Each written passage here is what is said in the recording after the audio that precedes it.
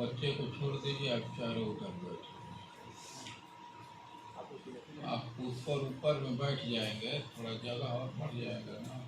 और थोड़ा आगे आइए माता जी, थोड़ा आगे आइए आप और आगे तो हम लोग नीचे ठंडा लगेगा।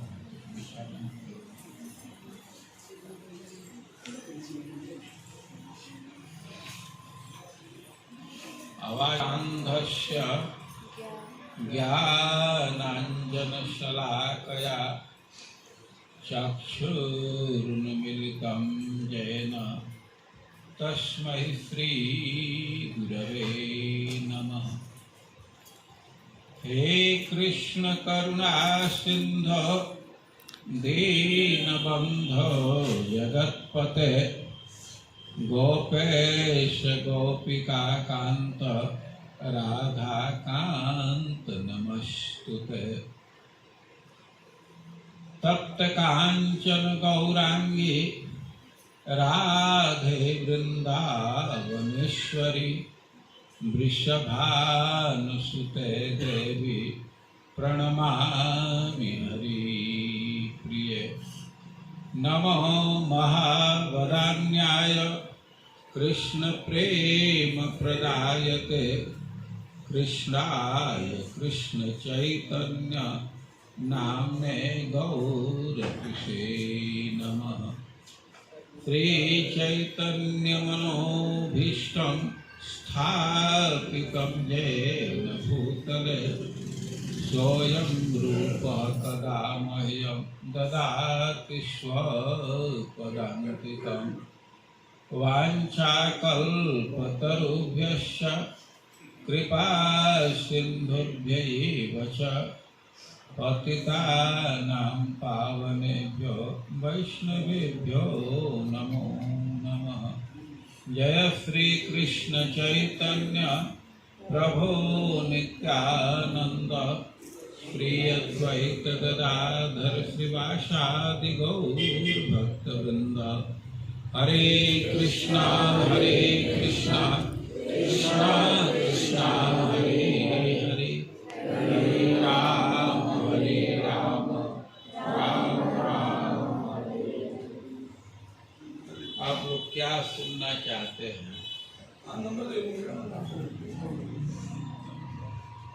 क्या अपेक्षा रखते हैं? क्या सुनने के लिए बैठे हैं?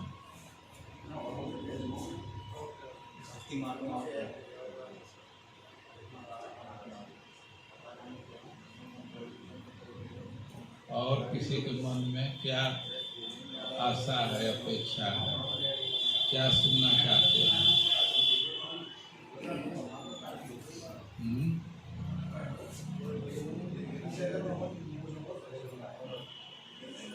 आप लोगों की नहीं कोई इच्छा है कि इस क्षेत्र में कुछ सुने? क्या आए? धाम बात और किसी के कुछ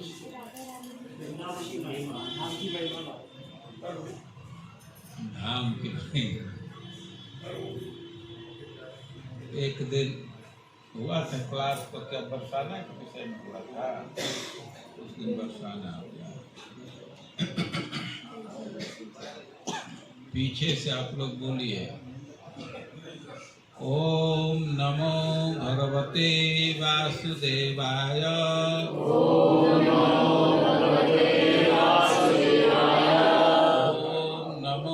भगवते वासुदेवाय। ओम नमो भगवते वासुदेवाय।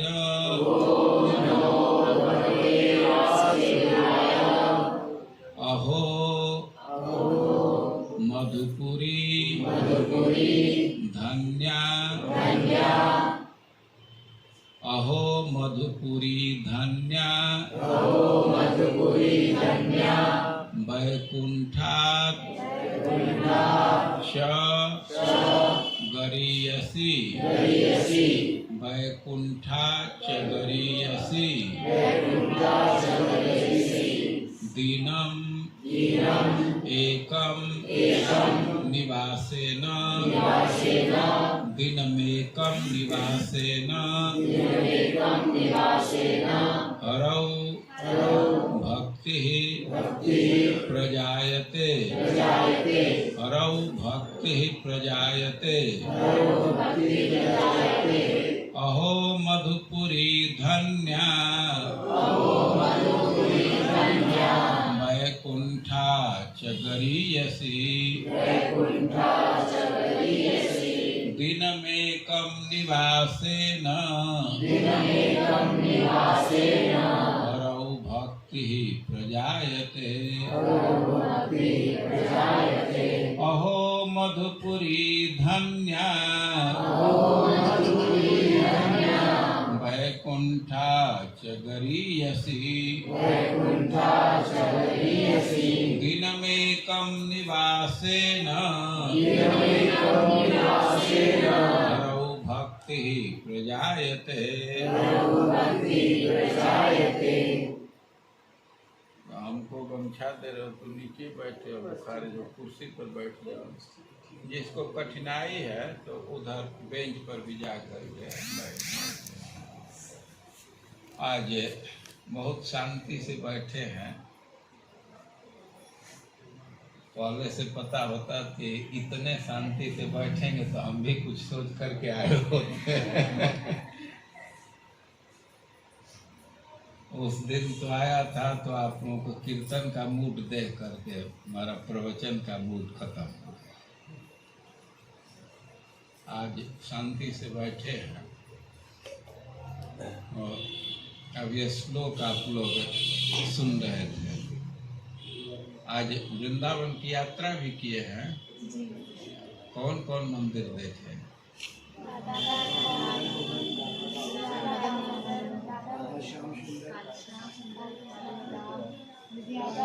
निधि वन। ठीक है। फिर से एक बार श्लोक बोलिए। अहो मधुपुरी धन्या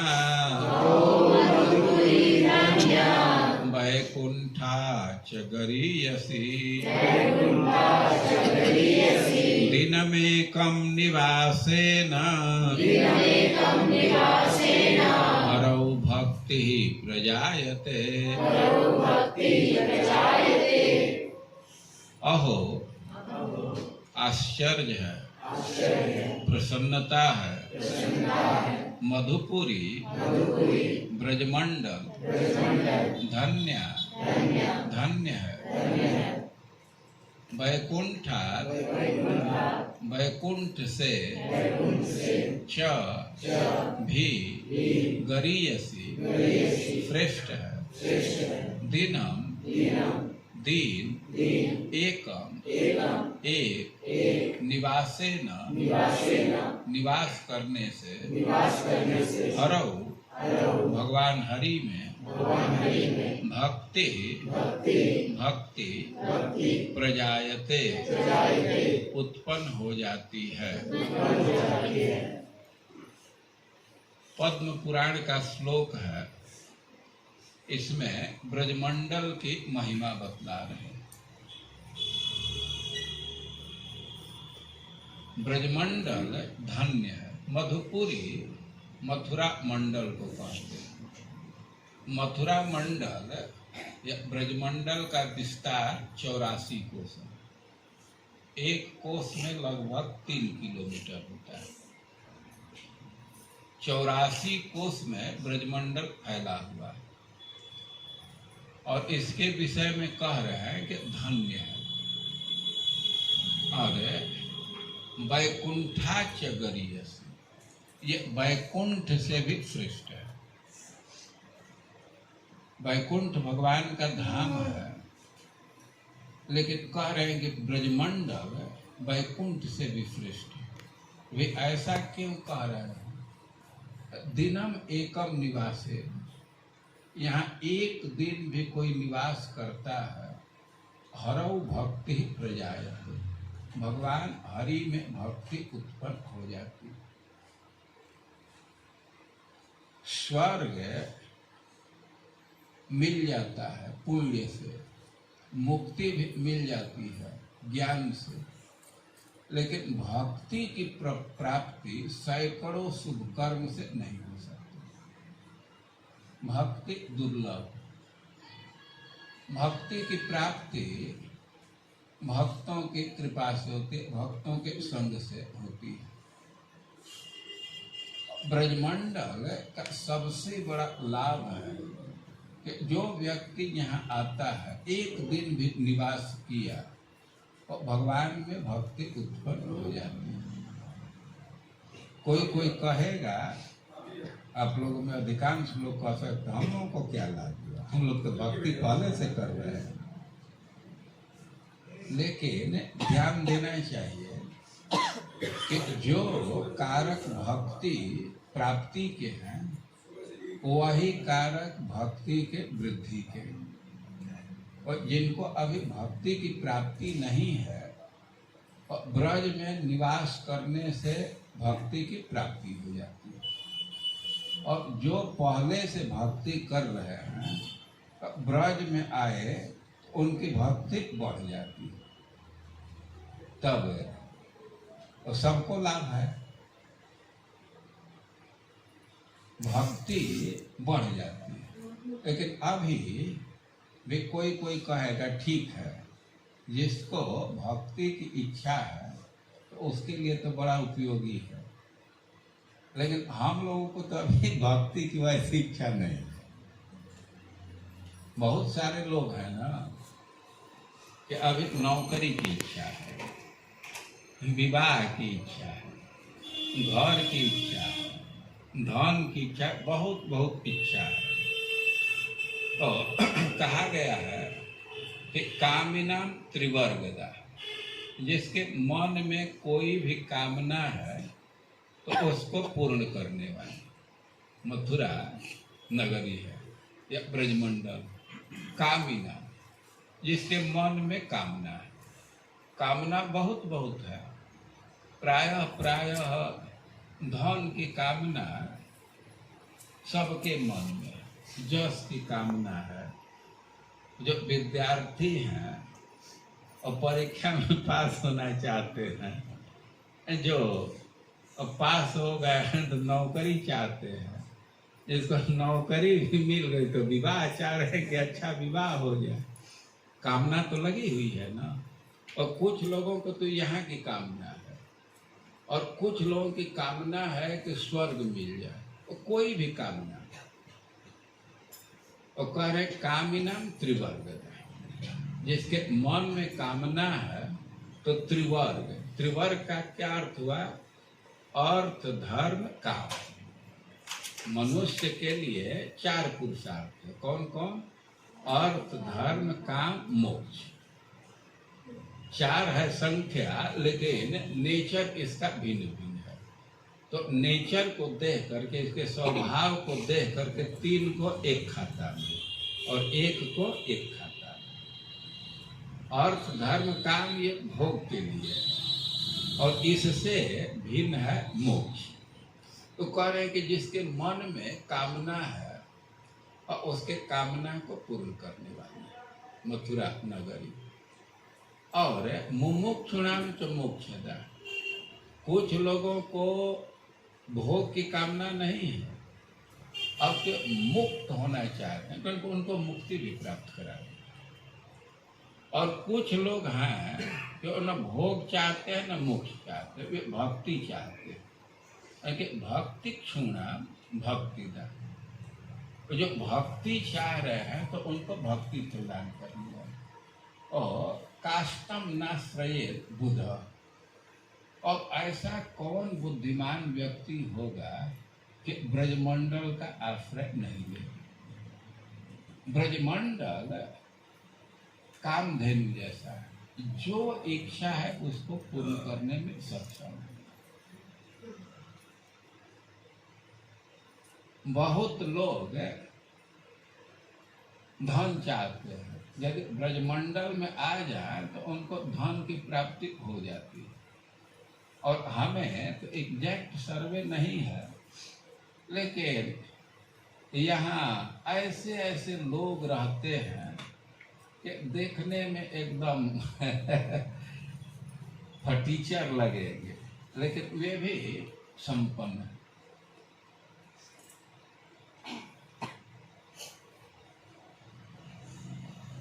जिसके मन में विवाह की कामना है, अच्छा पत्नी चाहते हैं, अच्छा पति चाहते हैं, और ब्रजमंडल का सेवन करेंगे उनकी कामना पूर्ण होगी।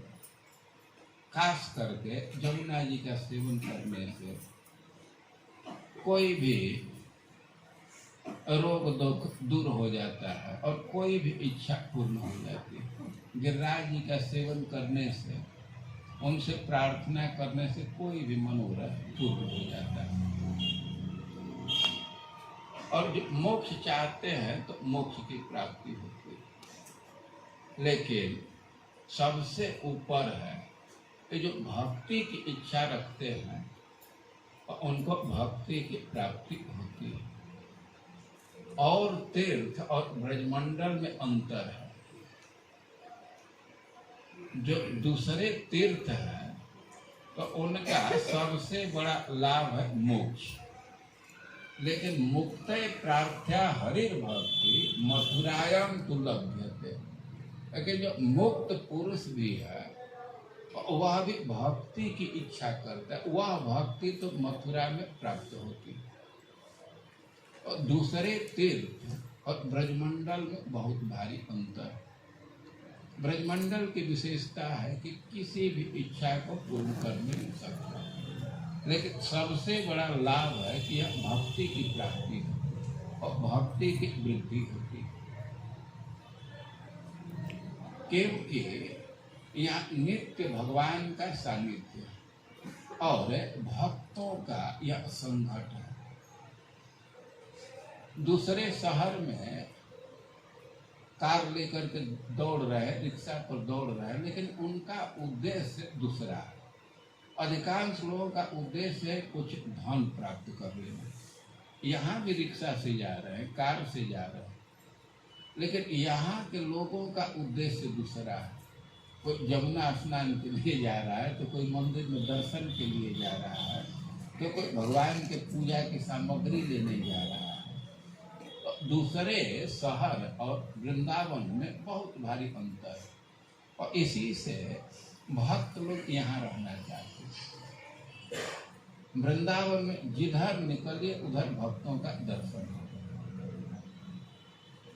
और ये जो चलायमान भक्त हैं, तो उनका दर्शन तो होता ही है।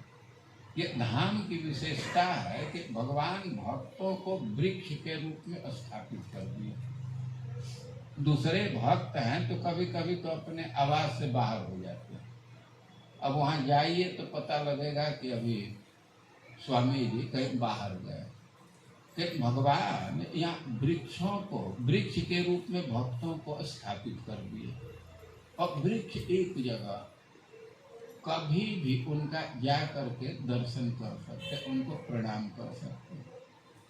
भगवान खुद ही भागवतम बोलते हैं कि तमोपहत्ते तरुजन्म यत्कृतम्। वृक्षों का परिचय देते हुए कह रहे हैं कि लोगों के अज्ञान बंधन को दूर करने के लिए भगवान लोगों को यहाँ वृक्ष है कि जोनी में स्थापित कर दिया है।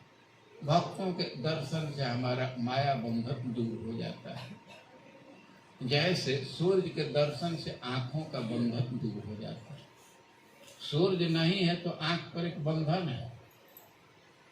प्रकाश न रहने से हम वस्तु नहीं देख पाते, मतलब कोई बंधन है ना, लेकिन सूर्योदय हो गया तो बंधन समाप्त। तो उसी तरह माया का बंधन है। तो वृक्षों का दर्शन करने से, उनको प्रणाम करने से, उनका स्पर्श करने से हमारा माया बंधन दूर हो जाता है। और वृंदावन में अनेक भक्त निवास करते हैं। जिधर जाइए भक्तों का दर्शन होता है, और इसलिए वृंदावन विशेष महिमा है। लेकिन वृंदावन में स्वामित्व राधा रानी का, केवल अपनी योजना से प्रवेश नहीं मिलता, राधा रानी की कृपा भी होनी चाहिए। जो लोग वृंदावन में आए हैं उन पर राधा रानी की कृपा है, और यह प्रार्थना करना चाहिए कि फिर राधा रानी कृपा करें, आने का सुयोग मिले या अधिक से अधिक रहने का सुयोग प्राप्त हो। इच्छा होने से राधा रानी कोई न कोई व्यवस्था बना देती है। ऐसे लगेगा कि हम कैसे इच्छा करें, हमारे पास तो न घर खरीदने की क्षमता है न कोई व्यवस्था करने, लेकिन इच्छा होने से राधा रानी सब कर देती है। इच्छा मुख्य चीज। वृंदावन में ब्रजमंडल में अनेक स्थान है, सब पवित्र हैं। कोई भी व्यक्ति कहीं भी केवल चल रहा है, श्रील प्रभुपाद जी लिखे हैं वांडरिंग, आज भी सैकड़ों हजारों लोग वृंदावन में घूमते रहते हैं। कार्तिक बीत गया है, लेकिन फिर भी आप लोग जिधर जाते होंगे ग्रुप के ग्रुप लोग दिखाई देते हैं। और कार्तिक में तो और अधिक भीड़ थी। और घूम रहे हैं, घूमने का अर्थ है कि नित्य धाम का मार्ग प्रशस्त कर रहे हैं, और कुछ न करे, यहाँ केवल वांडरिंग कर रहे हैं, भ्रमण कर रहे हैं। तो इतना निश्चित है कि भगवान का धाम प्राप्त हो जाएगा। पूरे ब्रजमंडल में कहीं घूम रहे हैं, उसमें भी वृंदावन का विशेष महिमा है, क्योंकि भगवान के जो सबसे श्रेष्ठ लीला है रास लीला इसी क्षेत्र में वृंदावन में, और इसलिए वृंदावन का कुछ विशेष ही महिमा है। अब वृंदावन है और भगवान महावन से आए, अब वो तो अलग ही कथा है, फिर समय मिलेगा तो एक दिन उस कथा को सुनाऊंगा। आप लोग वृंदावन दर्शन किए, यहाँ के जो मंदिर है, एक एक मंदिर का विचित्र इतिहास है। जैसे आप लोग मदन मोहन जी के मंदिर में गए थे, और मदन मोहन जी बहुत काल सिख हैं। ऐसा कहा जाता है कि खटवांग महाराज जो भगवान राम के पूर्वज थे, उनके जमाने से मदन मोहन जी की सेवा हो रही है। बाद में मथुरा में आ गए थे, और मथुरा में एक चौबे जी थे, परशुराम चौबे, वे इनकी सेवा करते थे। सनातन गोस्वामी जो चैतन्य महाप्रभु के शिष्य हैं, बड़े पद पर थे, इतने प्रतिभाशाली थे कि राजा खुद ही नौकरी में ले लिया और सबसे श्रेष्ठ मंत्री का पद दिया था। लेकिन उसका भी त्याग करके, सबसे श्रेष्ठ पद का त्याग करके और ब्रज में आ गए, विरक्ति के भाव से रहने लगे। कोई संग्रह नहीं, कोई आवास नहीं, वृक्ष के नीचे रहते थे और रोटी मांग करके लाते थे। ब्रज में एक वृत्ति प्रचलित है, माधुकरी वृत्ति कहते हैं। जैसे मधुकर है, भौरा है, तो एक फूल से थोड़ा रस लेता है, फिर दूसरे फूल से रस लेता है। तो वैसे यहाँ साधुओं में प्रचलन है कि एक घर से एक रोटी लेते हैं, 5 घर गए, जितना रोटी मिला उसी को खा लेते हैं। और सनातन गोस्वामी माधुकरी वृत्ति से रहते थे। कभी कभी मथुरा भी जाते थे। मथुरा जाते थे तो मदन मोहन जी का दर्शन करते थे, उनको बहुत अच्छा लगता। एक दिन जब मथुरा गए तो देखे कि मदन मोहन जी अपने मित्रों के साथ, अपने साथियों के साथ वो खेल रहे हैं। और बच्चे खेलते हैं तो खेल में विवाद भी होता है। अब खेल खेल में विवाद हो गया तो सनातन गोस्वामी स्पष्ट सुने कि मदन मोहन जी अब गाली दे करके, यहाँ का हल्का दाढ़ी के ऐसे बोल करके दौड़े और अपने स्थान पर खड़ा हो गए। अब सनातन गोस्वामी अपने आंख से इस दृश्य को देखे तो उनकी श्रद्धा और बढ़ गई, दर्शन करने लगे। और चौबे जी जो भगवान की सेवा कर रहे थे, वे वृद्ध हो चुके थे और उनको भगवान स्वप्न देख बाबा के साथ जाना चाहते हैं। बाबा मतलब सनातन गोस्वामी के साथ। और सनातन गोस्वामी मदन मोहन जी को लाए, यमुना जी के तट पर एक वृक्ष के नीचे स्थापित कर दिए, क्योंकि उनके पास कोई घर था नहीं, जहाँ रहते थे वहाँ स्थापित कर दिए, वहीं सेवा करने लगे। और उनका वृत्ति था माधुकरी वृत्ति, रोटी मांग करके लाते, वही भोग लगाते थे। सनातन गोस्वामी से मदन मोहन जी कहे एक दिन कि बाबा रोटी के साथ कम से कम नमक लाया करो, बिना नमक का तो रोटी गले से उतरता ही नहीं। छूछे रोटी खाना बहुत कठिन काम है ना। मदन मोहन जी कहे कि आपको अच्छा ही खाना था तो यहाँ क्यों आए? चौबे जी के यहाँ तो राबड़ी मिलता था, मथुरा का पेड़ा प्रसिद्ध है। हम तो बाबा जी हैं तो अपने वृत्ति से रहेंगे, अब हम तो अपना वृत्ति नहीं बदलेंगे, ऐसे कहे। लेकिन कुछ दिन के बाद एक बहुत विशिष्ट घटना हो गई। यमुना जी में कोई व्यापारी नाव से माल ले जा रहा था, पंजाब साइड से आया था, आगरा उसको माल ले जाना। वो नमक का व्यापारी और भी सामान लादा था, लेकिन यमुना जी में मदन मोहन जी के साइड में थोड़े दूरी पर उसकी नाव फंस गई, नाव आगे बढ़ ही नहीं रही। अब नाव नहीं बढ़ रही तो स्वाभाविक ही आसपास के जो नाविक थे वे सब आ गए सहायता देने के लिए, और सब सहायता करने का प्रयास किए, लेकिन नाव बढ़ नहीं रही थी। कोई एक नाविक जुट गए और अपना अपना बुद्धि लगा रहे थे कि ऐसे नाव बढ़ेगी, लेकिन नाव नहीं बढ़ पाई। अब निराश हो करके कहे कि देख भाई यहाँ एक साधु रहता है, बाबा है, बड़ा तेजस्वी है, और जाओ उसका आशीर्वाद लो, शायद उससे कुछ काम हो जाए। साधुओं के प्रति श्रद्धा है लोगों की। वो गया सेठ, सनातन गोस्वामी को नमस्कार किया, कहा कि हम बड़ा संकट में हैं, हमको आशीर्वाद दीजिए। सनातन गोस्वामी कहे हम में कोई शक्ति नहीं, वो आशीर्वाद चाहिए मदन मोहन जी से आशीर्वाद मांगो।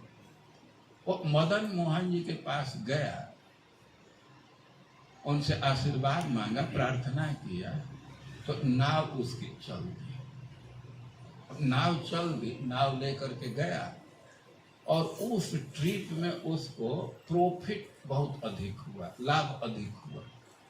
अब उधर से माल बेच करके आया तो सनातन गोस्वामी से प्रार्थना करने लगा कि कुछ सेवा का अवसर दीजिए, हम सेवा करना चाहते हैं। सनातन गोस्वामी कहा हमें कोई सेवा की जरूरत नहीं।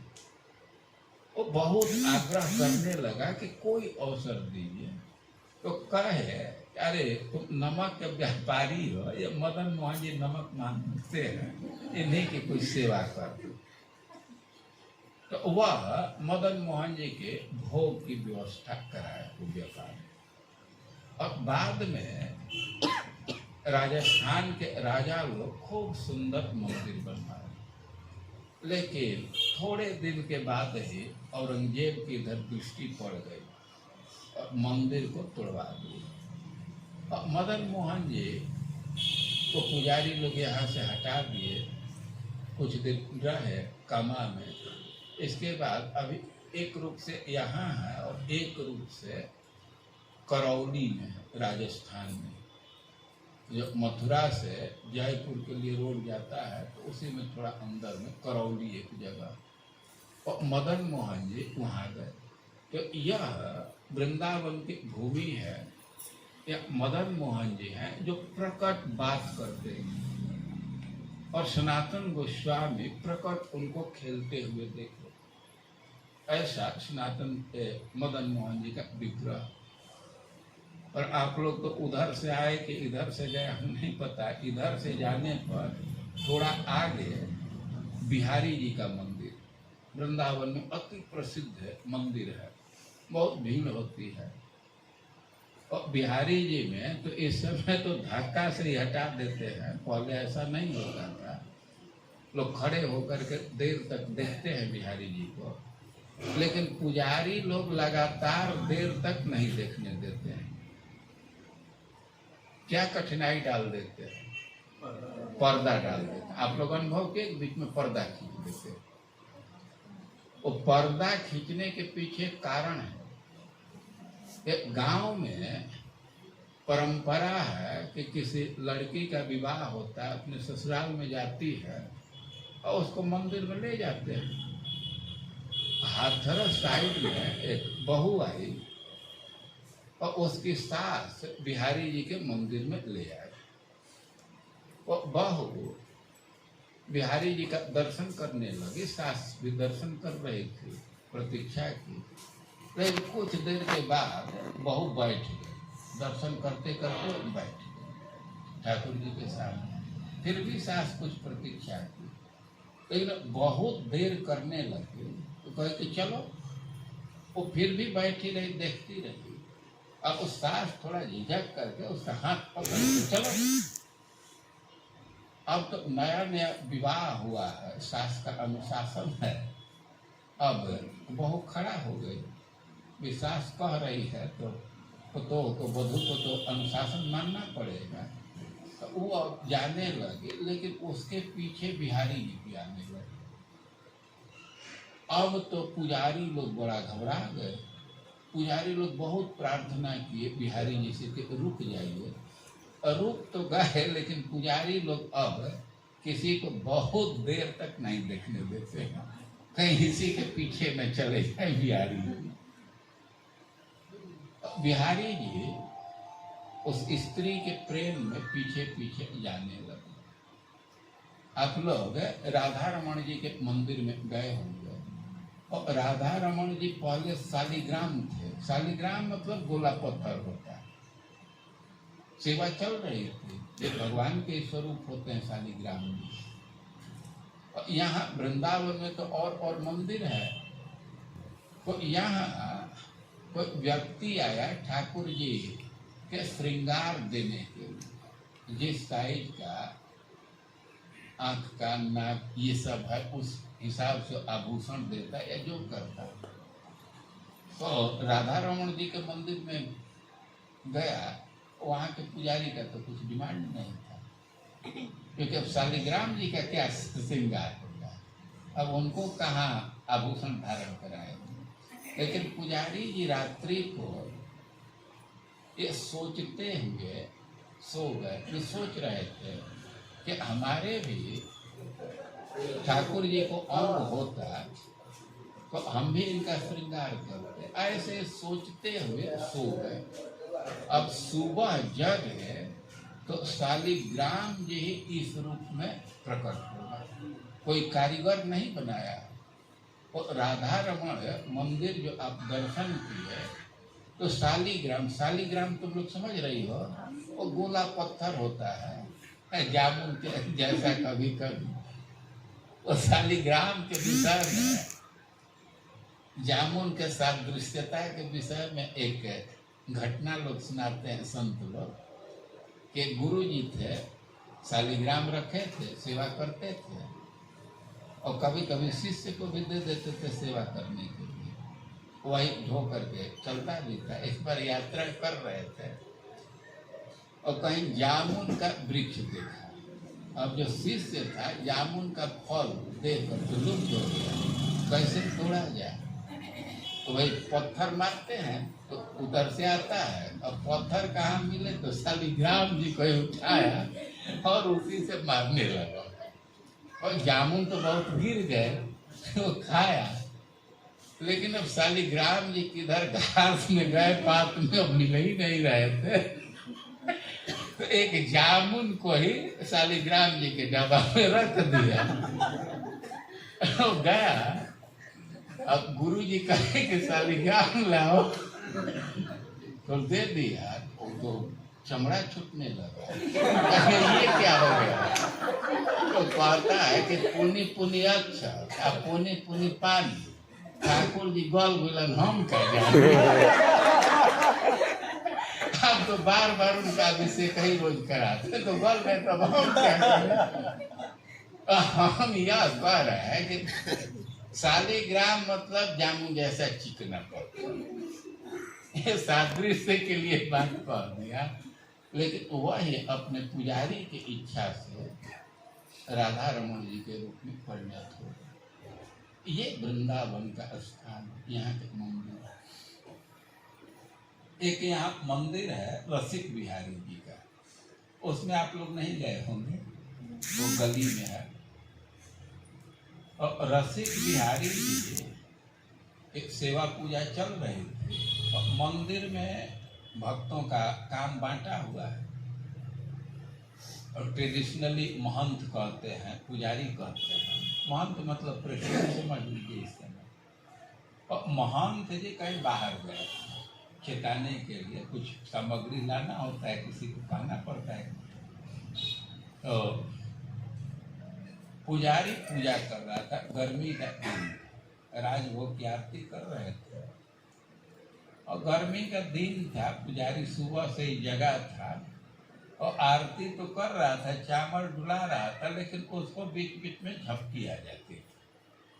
अब झपकी आने से जो चामर का मुटका है वह बिहारी जी ठाकुर जी के रसिक बिहारी के गाल में लग गया।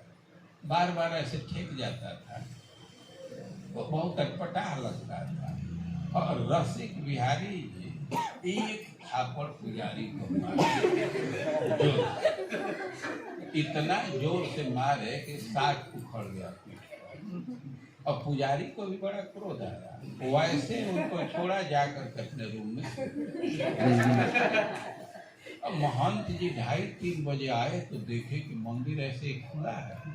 मंदिर तो दोपहर में बंद होता है ना, खास करके गर्मी में। और उनको बड़ा आश्चर्य हुआ पुजारी कहाँ है। जा करके उसके रूम में देखे तो सोया हुआ, बड़ा डांटे, अरे मंदिर तो बंद नहीं किया, पट खुला है, तू आकर के सो रहा है, और मंदिर बंद क्यों नहीं किया? तो पुजारी का हम नहीं बंद करेंगे। क्यों? तो साला हमको मारता है। अब तो महंत जी तो कुछ पता नहीं चला, पुजारी में और ठाकुर जी में सबके भाव था, भाव अलग अलग होता है ना, तो सबके भाव के उपासक। लेकिन महंत जी को कुछ समझ में नहीं कि मारता है, ये क्या कह रहे हैं, तो अपना साथ दिखाया कि देखिए आपको विश्वास है तो देख सकते हैं। अब पुजारी जी देखे तो अब तो विश्वास होने लगा, जा करके ठाकुर जी से पूछे कि तुम आप पुजारी को मारे हैं? कि हाँ। क्यों ऐसा किए? तो ठीक से सेवा नहीं कर रहा। अरे ठीक से करे या न करे, सेवा तो वही कर रहा था, उसको मारे तो ऐसे तो धूप में खड़े हैं गर्मी में। तो पुजारी जी ने, महंत जी पुजारी और भगवान ने समझौता करा।